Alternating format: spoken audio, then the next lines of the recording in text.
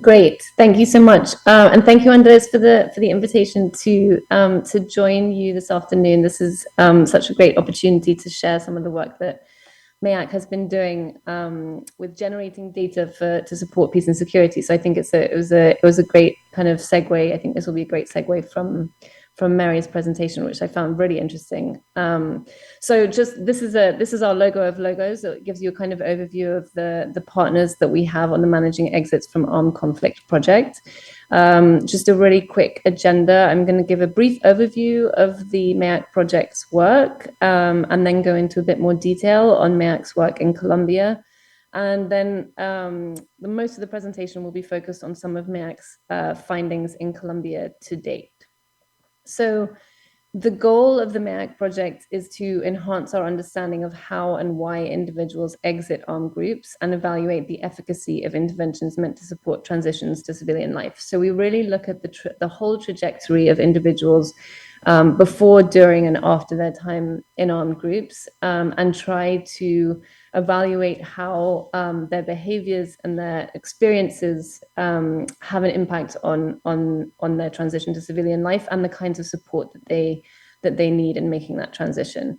So we're trying to generate adaptable assessment tools that can be used by different UN agencies, national stakeholders, civil society, different stakeholders in different contexts. We're piloting them in a number of case studies. And as a result of those pilots, we're refining the tools and mining the data. And as you can see on the map here, our case studies for the MEAC project currently are Colombia, the Lake Chad Basin, so Chad, Cameroon, Niger, and Nigeria, and Iraq. And we're based at the United Nations University Center for Policy Research in New York. So we're kind of bridging a lot of the kind of stakeholder conversations that are happening in our country case studies, as well as in New York and Geneva and elsewhere. So just really quickly on the Lake Chad Basin and Iraq. So in Lake Chad Basin, we've conducted a pre-program assessment in all 4 countries in March of this year.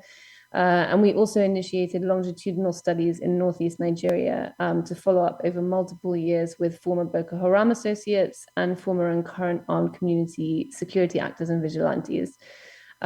We've conducted surveys with community members to understand their perception and attitudes to really, and this is something we do in all of our cases, to really understand the experience, not only of individuals who are leaving armed groups, but also how those experiences compare to the experiences of the communities where they're reintegrating. And we've also conducted qualitative research in this region. In Iraq, we've done an assessment with 450 ex-combatants from the PMF and community members participating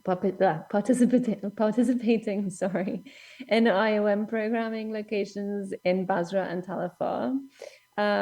We've done an assessment with 1,600 individuals with perceived ISIL affiliation and community members in Anbar, Salah al-Din, and Nineveh with UNDP.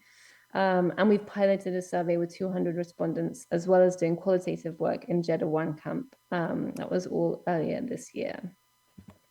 So now MEAC in Colombia. So we partner in Colombia with Fundación Conflict Responses, and our overall goal is to strengthen understanding of several interventions that support the transition to civilian life. So I'll go into a bit more detail in a minute, but as many of you will know, as a result of different processes in Colombia, there are currently multiple interventions that aim to support that transition to civilian life. And for each one, the kind of panorama of stakeholders and agencies involved is a little bit different. And as I said before, we're really trying to understand these interventions from the perspective of the people participating in them, as well as the communities around them. And in Colombia, we're applying a particularly differential focus to ensure that these cross-cutting issues like gender, age, ethnicity, and other characteristics are addressed both in our methodologies so that we can understand how they're addressed in these interventions and programs.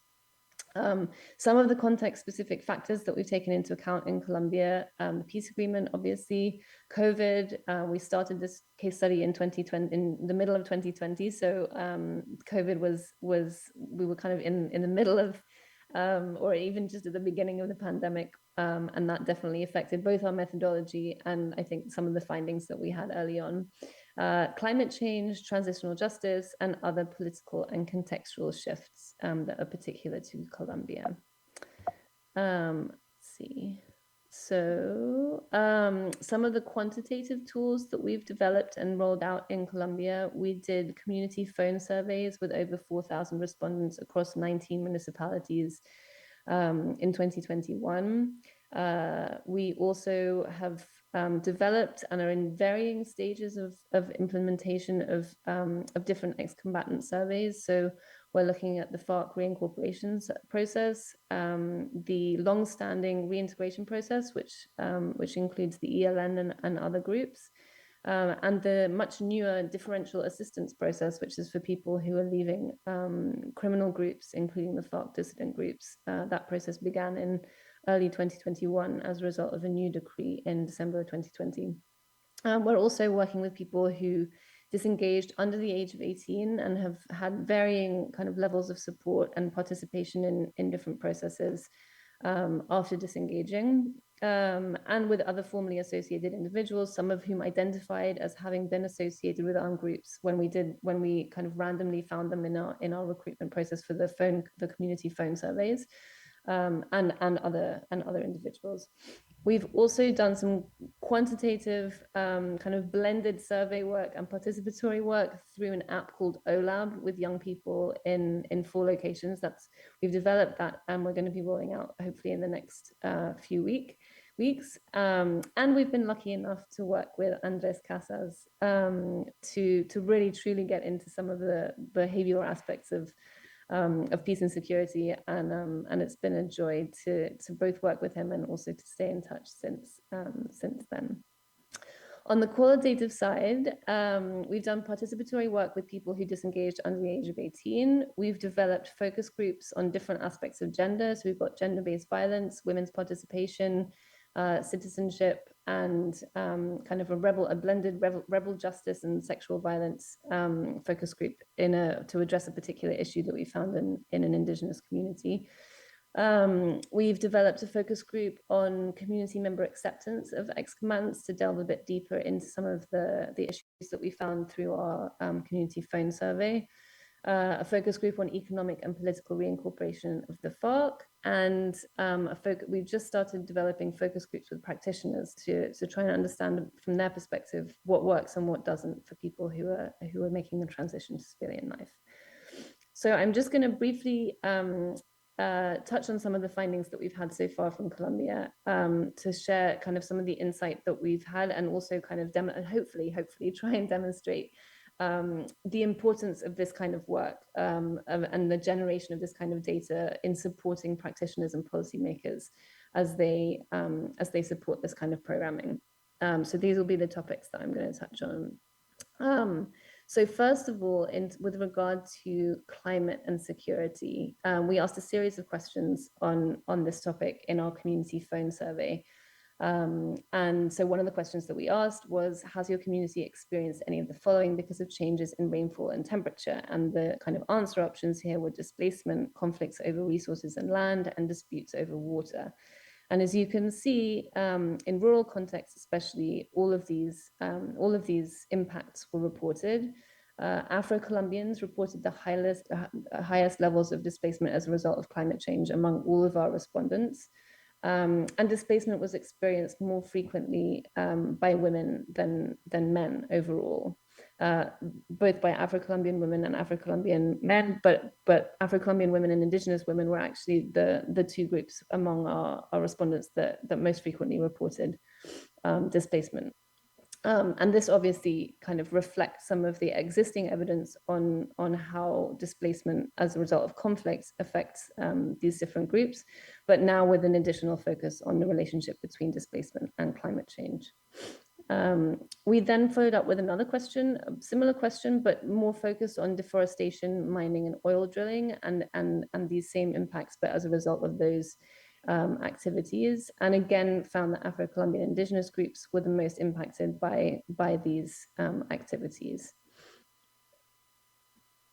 And then finally, we generated what we think is some of the first evidence of the relationship between climate change and armed group recruitment Colombia. So we asked 2 questions on whether or not respondents knew anyone who had joined an armed group due to economic difficulties caused by either changes in rainfall or temperature or by deforestation, mining, and oil drilling. And as you can see, again, in rural areas, we had a slightly higher response rate.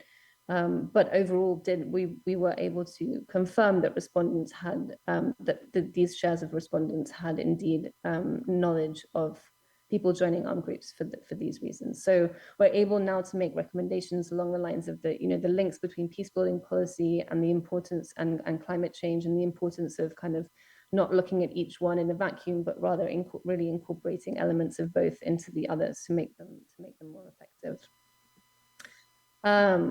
We then also in our community phone surveys looked at the perceptions of the peace agreement and perceptions of the transitional justice entities that stemmed from the peace agreement.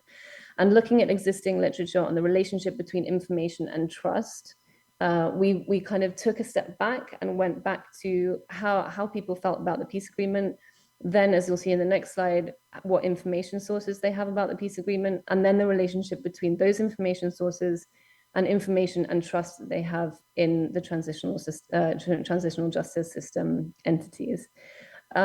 So here you can see that that in fact respondents, when asked 2 separate questions, one, did you feel that your interests were represented by the government in the peace process? And the other, did you feel that your interests were represented by the FARC in the peace process? The majority said no.